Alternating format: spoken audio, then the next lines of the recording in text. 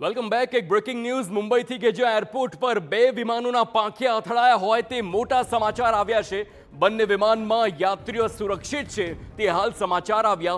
વિમાનમાં પાર્કિંગ વખતે બંને આ જે પ્લેન છે તેના પાંખિયા અથડાયા હોય તે આ દ્રશ્યો આપ જોઈ શકો છો. એર ઇન્ડિયા અને ઇન્ડિગોના વિમાનના પાંખિયા અથડાયા છે.